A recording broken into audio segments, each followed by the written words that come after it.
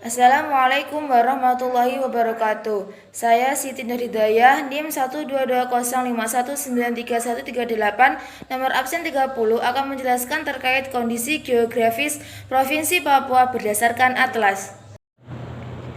Papua adalah provinsi yang terletak di bagian tengah Pulau Papua atau paling timur wilayah Papua milik Indonesia.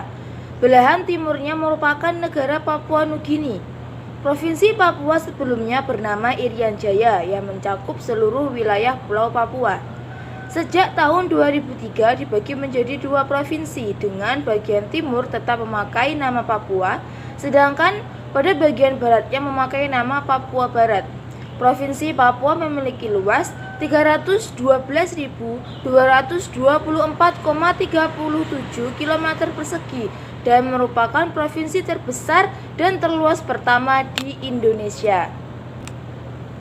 Menurut geografi, Provinsi Papua memiliki luas sekitar 312.224,37 km persegi.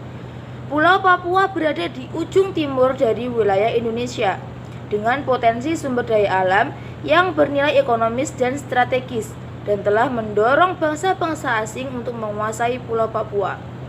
Kabupaten Puncak Jaya merupakan kota tertinggi di Pulau Papua, sedangkan kota yang terendah adalah kota Merauke. Sebagai daerah tropis dan wilayah kepulauan, Pulau Papua memiliki kelembapan udara relatif lebih tinggi, berkisar antara 80–89%. Kondisi geografis yang bervariasi ini mempengaruhi kondisi penyebaran penduduk yang tidak merata. Pada tahun 1990, penduduk di Pulau Papua berjumlah 1.648.708 jiwa dan meningkat menjadi sekitar 2,8 juta pada tahun 2006 dan 4.303.707 jiwa pada tahun 2020. Dengan ketinggian 4.884 meter, Puncak Jaya merupakan puncak tertinggi di Indonesia sekaligus Oseania. Infrastruktur. Provinsi Papua merupakan salah satu provinsi terkaya di Indonesia dengan luas wilayahnya lebih 3 kali luas Pulau Jawa. Ditambah jumlah penduduk yang masih sedikit dengan kekayaan alam yang begitu banyak atau begitu kaya dan belum digali seperti hasil hutan, perkebunan, pertanian, perikanan, dan pertambangan. Hal ini disebabkan karena belum adanya jaringan jalan yang memadai yang dapat menghubungkan wilayah-wilayah sentra produksi. Untuk itu, Dinas Pekerjaan Umum berupaya melakukan pembangunan infrastruktur jalan yang baik, seperti pembangunan Jalan Jayapura-Wamena, yang merupakan status jalan nasional sebagai kegiatan investasi yang besar bagi pemerintah Provinsi Papua dan Kabupaten Jayawijaya yang dibangun dengan tujuan yang pertama, sebagai sarana untuk mengintegrasikan pengembangan potensi daerah dan perubahan struktur masyarakat. Yang kedua, membentuk suatu sistem jaringan jalan nasional, provinsi, kabupaten, dan kota guna mendukung sistem produksi dan distribusi. Yang ketiga, membentuk manfaat secara langsung kepada masyarakat dalam hal kemudahan kegiatan sosial, ekonomi, arus barang dan jasa, kesempatan kerja, dan keterampilan masyarakat. Ekonomi. Potensi ekonomi di Papua sangatlah tinggi. Kekayaan alam Papua begitu kaya dan itu semua belum digali. Meskipun Papua kaya akan sumber daya alamnya, Papua masih bergantung pada Freeport. Menurut BPS atau Badan Pusat Statistik Papua atau ekonomi Papua triwulan pertama terhadap triwulan sebelumnya mengalami kontraksi pertumbuhan sebesar minus 13,64%. Aktivitas ekonomi pada triwulan pertama 2019 yang tidak sepada triwulan keempat 2018 menyebabkan hampir seluruh lapangan usaha mengalami pertumbuhan negatif. Pada lapangan usaha pertambangan dan penggalian merupakan kategori berkontraksi paling dalam, yaitu sebesar minus 25,4%. Turunnya produksi tambang Freeport, produksi biji logam PT Freeport pada triwulan pertama mengalami penurunan produksi diakibatkan masa transisi penambangan dari tambang terbuka ataupun open pit ke tambang bawah tanah atau GBC. Pemerintah merancangkan pada 2020 akan meningkatkan infrastruktur di Papua, mulai dari pembangunan jalur transportasi seperti pembangunan pelabuhan, bandara, dan pembuatan akses ke jalan ke daerah terpencil. Hal ini diharapkan bisa meningkatkan kesejahteraan masyarakat di daerah tersebut. Demografi penduduk asli. Jika dilihat dari karakteristik budaya, mata pencaharian, dan pola kehidupannya, penduduk asli Papua itu dapat dibagi dalam dua kelompok besar, yaitu Papua pegunungan ataupun pedalaman, dataran tinggi, dan Papua dataran rendah dan pesisir. Pola kepercayaan agama tradisional masyarakat Papua menyatu dan menyerap ke segala aspek kehidupan. Mereka memiliki suatu pandangan dunia yang integral, yang erat kaitannya satu sama lain antar dunia yang material dan spiritual, yang sekuler dan sakral, dan keduanya berfungsi bersama-sama.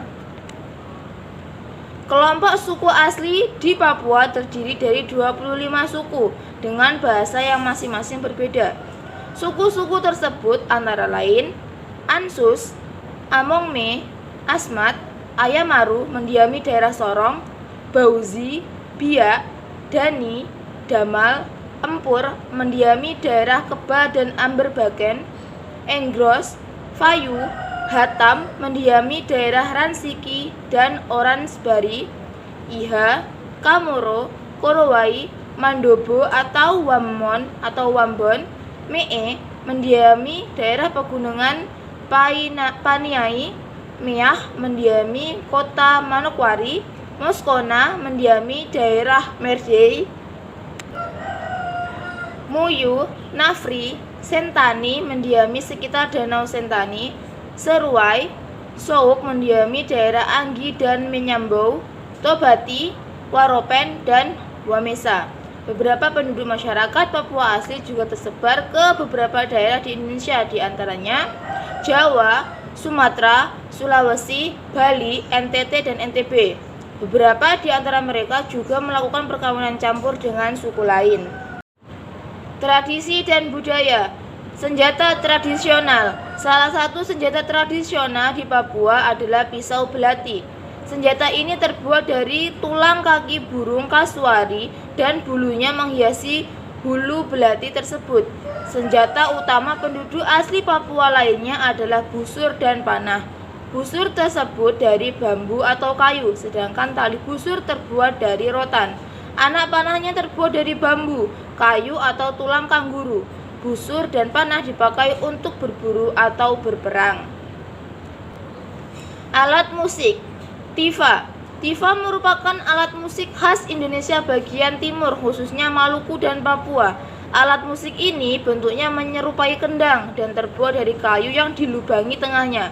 Ada beberapa macam jenis alat musik tifa seperti tifa jekir, tifa dasar, tifa potong, tifa jekir potong, dan tifa bass.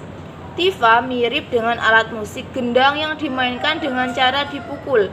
Alat musik ini terbuat dari sebatang kayu yang dikosongi atau dihilangi isinya dan pada salah satu sisi ujungnya ditutupi, dan biasanya penutupnya digunakan kulit rusa yang telah dikeringkan untuk menghasilkan suara yang bagus dan indah. Bentuknya biasanya dibuat dengan ukiran. Setiap suku di Maluku dan Papua memiliki tifa dengan ciri khasnya masing-masing. Tifa biasanya digunakan untuk mengiringi tarian perang dan beberapa tarian daerah lainnya seperti tari lenso dari Maluku yang diiringi juga dengan alat musik toto buang, tarian tradisional suku Asmat, dan tari gatsi. Kuliner khas. Papeda. Papeda adalah makanan berupa bubur sagu khas Maluku dan Papua yang biasanya disajikan dengan ikan tongkol atau mubara yang dibumbui dengan kunyit. Papeda berwarna putih dan bertekstur lengket menyerupai lem dengan rasa yang tawar. Papeda merupakan makanan yang kaya serat rendah, kolesterol, dan cukup bernutrisi. Di berbagai wilayah pesisir dan dataran rendah di Papua, Sagu merupakan bahan dasar dalam berbagai makanan. Sagu bakar, sagu lempeng, dan sagu bola merupakan sajian yang paling banyak dikenal di berbagai pelosok Papua. Khususnya dalam tradisi kuliner, masyarakat adat di Kabupaten Mapi, Asmat, hingga Mimika, papeda merupakan salah satu sajian khas sagu yang jarang ditemukan. Antropolog sekaligus ketua Lembaga Riset Papua, Joshua Robert Mansoben, menyatakan bahwa papeda dikenal lebih luas dalam tradisi masyarakat adat Sentani dan Abrab di Danau Sentani dan Arso, serta Manokwari. Pada umumnya, papeda dikonsumsi bersama dengan ikan tongkol. Namun, papeda dapat juga dikombinasikan dengan ikan gabus, kakap merah, bubara, hingga ikan kue. Selain kuah kuning dan ikan, bubur papeda juga dapat dinikmati dengan sayur ganemo yang diolah dari daun melinio muda dan ditumis dengan bunga pepaya muda dan cabai merah. Taman Nasional Lawrence adalah sebuah taman nasional yang terletak di Provinsi Papua, Indonesia, dengan luas wilayah sekitar 2,4 juta hektar. Lawrence merupakan taman nasional terbesar di Asia Tenggara. Taman ini masih belum dipetakan, dijelajahi, dan banyak terdapat tanaman asli, hewan, dan budaya. Pada tahun 1999, Taman Nasional ini diterima sebagai situs warisan dunia UNESCO. Wilayahnya juga terdapat persediaan mineral dan operasi pertambangan berskala besar juga aktif di sekitar Taman Nasional ini. Ada juga proyek konservasi Taman Nasional Lawrence yang terdiri dari sebuah inisiatif masyarakat untuk konservasi komunal dan ekologi warisan yang berada di sekitar Taman Nasional Lawrence ini. Pada tahun 2003 hingga kini, WWF Indonesia Region Sahul Papua sedang melakukan pemetaan wilayah adat dalam kawasan Taman Nasional Lawrence. Tahun 2003 sampai 2006, WWF telah melakukan pemetaan di wilayah Taman Nasional Lawrence yang berada di distrik Kecamatan Kurima, Kabupaten Yahukimo, dan tahun 2006 sampai 2007 ini pemetaan dilakukan di distrik Sawerma, Kabupaten Asmat.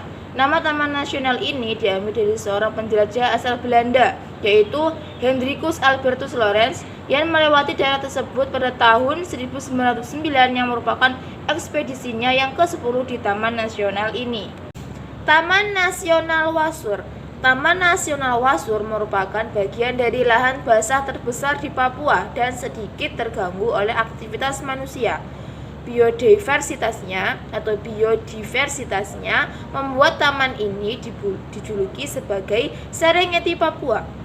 Sekitar 70% dari luas wilayah ini terdiri dari sabana, sementara vegetasi lainnya merupakan hutan rawa-rawa, hutan monson, hutan pantai, hutan bambu, padang rumput, dan hutan sagu. Taman yang dominan meliputi spesies mangrove, Terminalia, dan Melaleuca. Taman Nasional Wasud ini terletak di Kabupaten Merauke. Sekian penjelasan dari Provinsi Papua yang dapat saya sampaikan. Apabila ada kurang lebihnya, saya mohon maaf. Wassalamualaikum warahmatullahi wabarakatuh.